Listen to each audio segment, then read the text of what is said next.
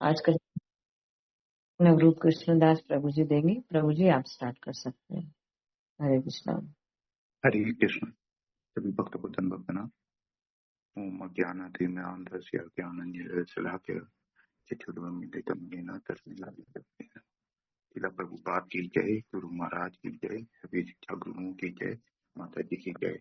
वाञ्छाकल्पतरुभ्यश्च कृपा सिन्धुभ्यश्च पतितानां पावनेभ्यो वैष्णवेभ्यो नमो नमः।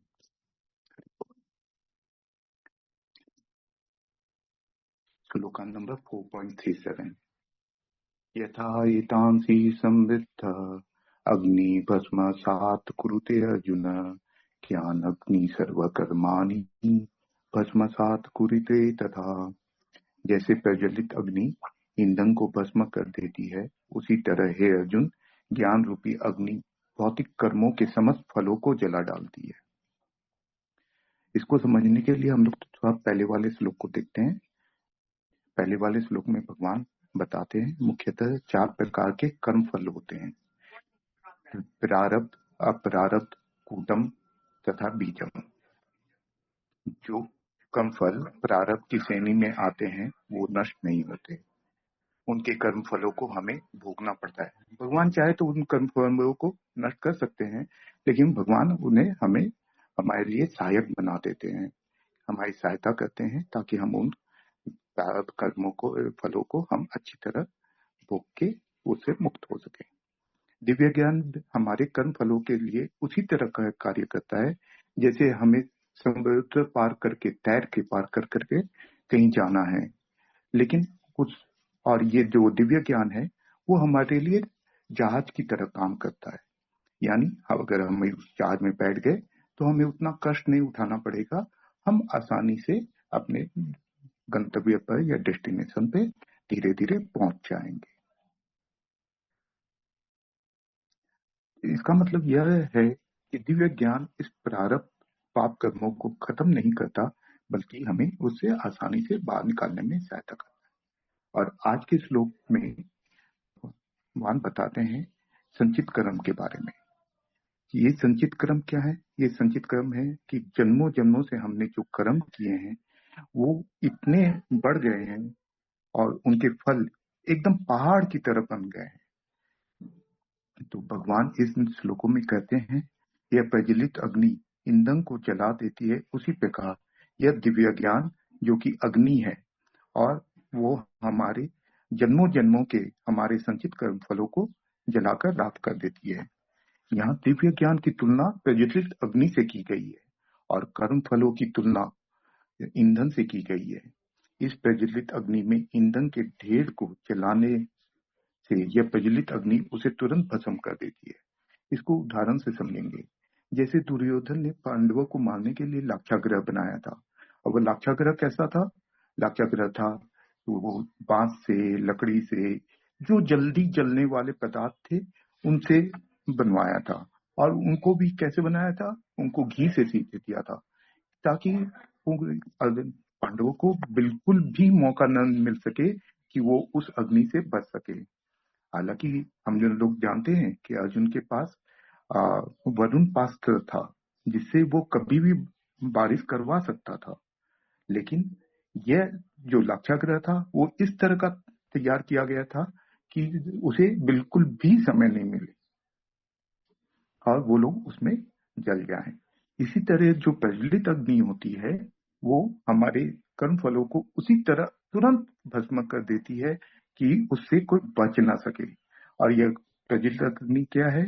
ज्ञान और कृष्ण भावना में। इस श्लोक के तात्पर्य में प्रभुपाद जी बताते हैं और आत्मा और परमात्मा संबंधी पूर्ण ज्ञान तथा उसके संबंध की तुलना हम लोग प्रभुपाद जी ने इसे अग्नि से की है। संबंध ज्ञान को अग्नि बताया गया है। वेदों के ज्ञान को 3 श्रेणी में विभाजित किया गया है। पहला संबंध, दूसरा अभ्युदय, तीसरा प्रयोजन।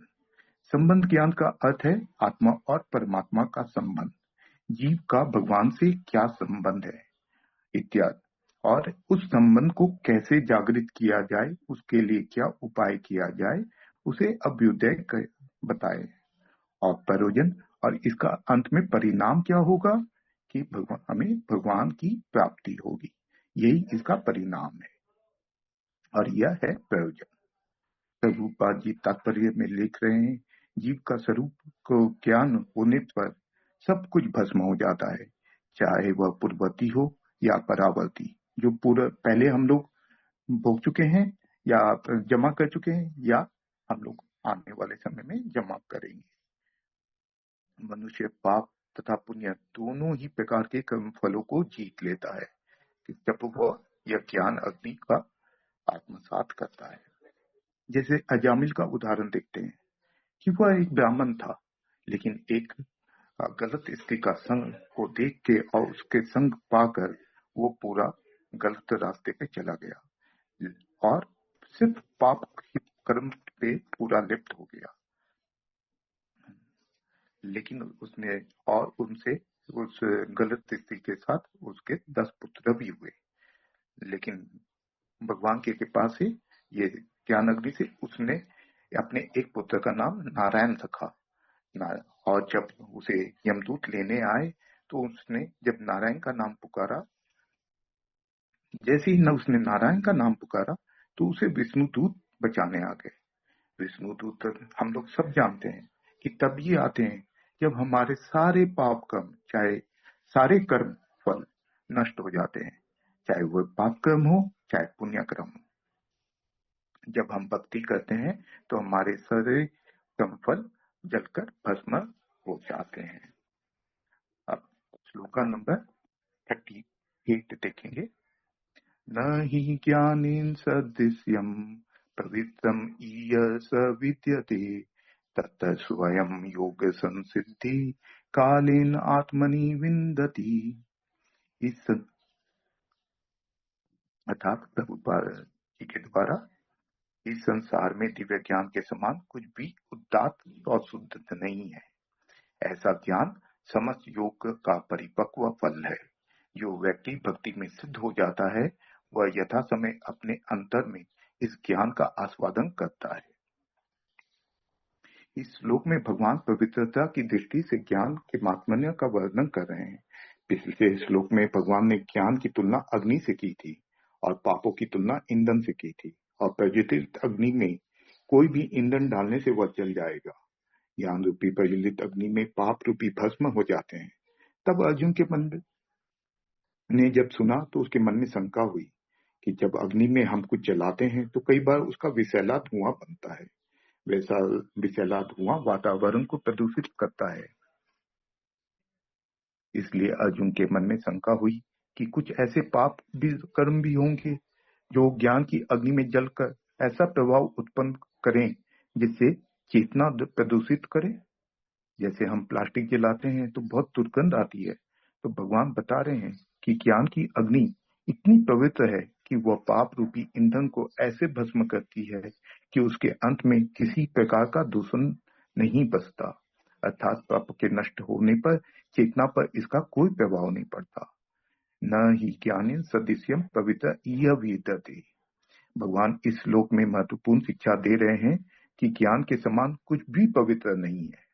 मुख्यतः अग्नि को पवित्र बताया गया है, लेकिन कभी कभी ज्ञान अग्नि का प्रभाव अशुद्ध होता है। जैसे गाड़ियों में जो ईंधन से चलती है और उससे जो धुआं निकलता है वह प्रदूषण करता है, मगर जो चीजें अग्नि में डाल दी जाती हैं वो भस्म हो जाती हैं और जलने के बाद उनमें से दुर्गंध आना भी बंद हो जाता है,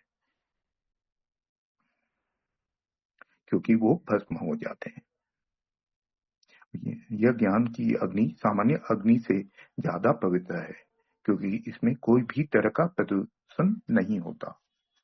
जैसे सोना अग्नि के द्वारा पवित्र होता है, हम लोग का शरीर स्नान के द्वारा पवित्र होता है, मानव जीवन अनेक प्रकार के संस्कारों के द्वारा पवित्र होता है, और ऐसा बताया है कि इंद्रियां तपस्या के द्वारा पवित्र होती हैं। धन वैष्णवों को दान देने से पवित्र होता है, और जो मन है वो संतोष के द्वारा पवित्र होता है। आत्मा कृष्ण भावनामृत के ज्ञान के द्वारा पवित्र होती है, और यह दिव्य ज्ञान हमें भगवत गीता और श्रीमद् भागवतम के द्वारा प्राप्त होते हैं।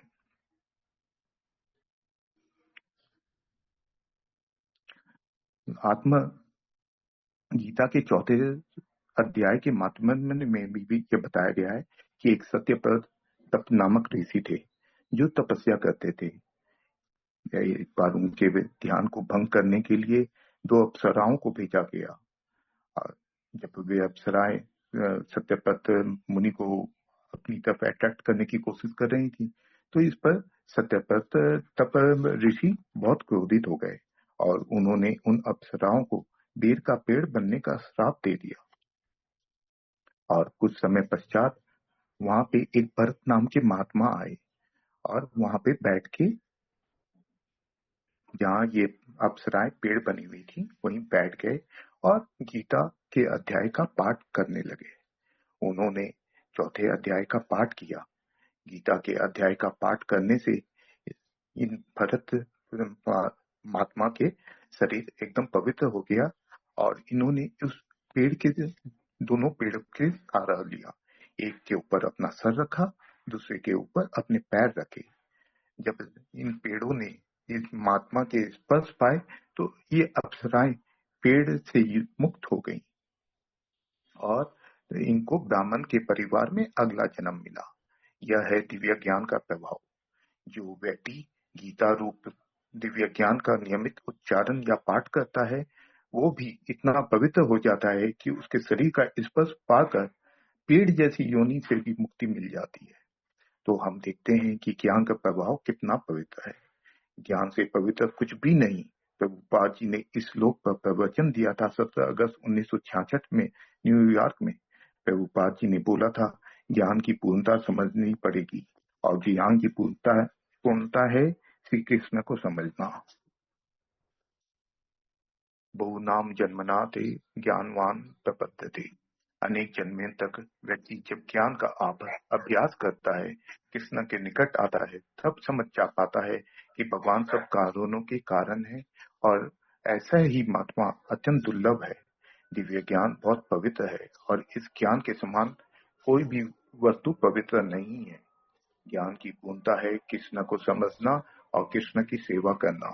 यहाँ तक कि ऐसा बताया है कि यज्ञ, ज्ञान, तपस्या, उपवास, आत्म संयम, जप करना, पवित्र नदियों में स्नान करना, इन सबसे जो सबसे ज्यादा शुद्धिकरण कोई करता है तो वह है दिव्य ज्ञान। यानी जब हम भगवान के बारे में सुनते हैं, इससे हमारा जितना शुद्धिकरण होगा वो उपवास या अन्य कर्म करने से नहीं होगा। जिनको दिव्य ज्ञान है उनका शरीर पवित्र पदार्थ मलमूत्र युक्त होते हुए भी उनके शरीर को पवित्र ही माना जाता है। जैसे जैसे जो बड़े बड़े जो महात्मा होते हैं, उनके शरीर को पवित्र क्यों माना जाता है? क्योंकि वे दिव्य ज्ञान के प्रभाव से पवित्र हो जाते हैं। इसी कारण उनके शरीर को जलाया नहीं, वरन उनको समाधि दी जाती है। इसका उदाहरण आता है चैतन्य चरितामृत में। चैतन्य महाप्रभु अपने हाथ से हरिदास ठाकुर के मित्र शरीर को उठाते हैं और उन्हें समुद्र में स्नान कराते हैं और उसे लेकर नृत्य करते हैं और कहते हैं कि आज से समुद्र तुम महातीर्थ बन गए। क्योंकि क्यों तुम महातीर्थ बन गए? हरिदास ठाकुर के मित्र शरीर का स्पर्श मिला है। दिव्य ज्ञान का प्रभाव से अत्यंत अपवित्र शरीर भी पवित्र होते हैं। तत्व स्वयं योग संसिद्धि योग में, ज्ञान योग में सिद्ध होना, भक्ति योग में परिपक्व हो जाने के बाद कृष्ण प्रेम प्राप्ति होती है और भगवान के साक्षात दर्शन होते हैं। भगवान के रूप, गुण, लीला, माधुर्य और का आस्वादन मिलता है।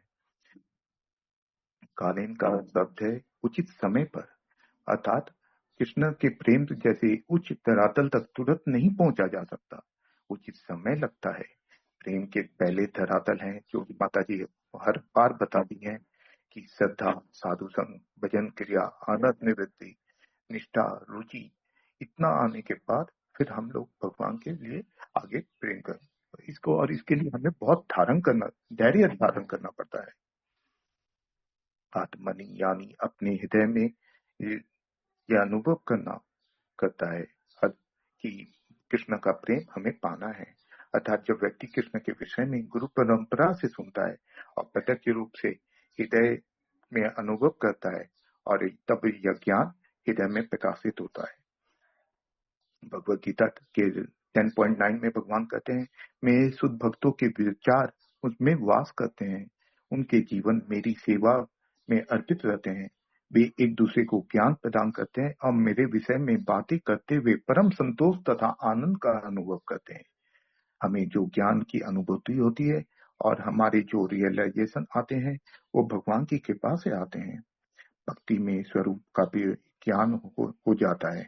भक्ति विनोद ठाकुर महाराज भजन में अपना परिचय देते हुए बताते हैं, ये स्वरूप ज्ञान क्या है कि अपने एकदम पहले के जो भगवान से हमारा जो रिलेशन है वो हमें पता लगता है। तो भक्ति विनोद ठाकुर अपने भजन में अपना ही परिचय देते हुए हैं कि उनका नाम भगवान की लीला में कमल मंजरी है और उनकी उम्र सिर्फ 12.5 साल है और वे ललिता सखी के अनुगत हैं। और उनकी सेवा क्या है? उनकी सेवा है राधा कृष्ण को कपूर देने की सेवा। यह उनका स्वरूप ज्ञान जो उन्हें आभास था और उन्होंने अपने भजन के माध्यम से गाया था। इस प्रकार जब हम दिव्य ज्ञान के द्वारा शुद्ध हो जाएंगे तो समस्त योग का परिपक्व फल है। उससे यह होगा कि हम भक्ति में सिद्ध हो जाएंगे और समय आने पर अपने हृदय में इस ज्ञान का आस्वादन कर सकेंगे। और जो व्यक्ति हमें जो करेले के जूस के समान अभी लगती है वो हमें आम के जूस के साथ समान लगने लगेगी। भागवतम 5.12 में बताया गया है कि जब तक हम शुद्ध भक्तों की सेवा नहीं करेंगे तब तक हमें यह अवस्था प्राप्त नहीं हो सकती। हरे कृष्णा। वांछा कल्पतरुभ्यश्च कृपा सिंधुभ्यश्च पतितानां पावनेभ्यो वैष्णवेभ्यो नमो नमः। श्रीला प्रभुपाद की जय, गुरु महाराज की जय, सभी शिक्षा गुरुओं की जय, माता जी की जय। वाह, हरी हरी बोल प्रभु जी। इतनी सारी उपमाएं, इतने सारे एग्जाम्पल्स, आपको साक्षात दंडवत प्रणाम है प्रभु जी। बहुत अच्छे से आपने एक्सप्लेन किया इस चीज को। मुझे आपकी ये बात बहुत अच्छी लगी कि नॉर्मल अग्नि जो लगाते हैं वो तो कोई, जैसे आपने दुर्योधन का एग्जाम्पल दिया, उसने लगाई और उसमें सब कुछ जल के राख हो गया। लेकिन जो ये दिव्य ज्ञान की अग्नि है, ये सिर्फ सेवा से, गुरु से उत्पन्न होती है। इसकी चिंगारी गुरु ही लगाते हैं और फिर हमारा संबंध उनसे बन जाता है। तो संबंध अभिदय और प्रयोजन कि हमें अपने गुरु से संबंध रखना है बहुत अच्छे से, तब भी जो है ये ज्ञान का जो चिंगारी है ये हमारे हृदय में प्रकाशित होगा और फिर हमारे सारे कर्म फल झन के भस्म हो जाएंगे। और फिर इसके कारण हमें जो दिव्य ज्ञान का जो असली परिपक्व फल है, भक्ति कृष्ण भावना अमृत, वो हमें प्राप्त होगा। बहुत सुंदर प्रभु जी, बहुत सुंदर। हरि हरि बोल। हरे कृष्णा। प्रभुपाद की जय।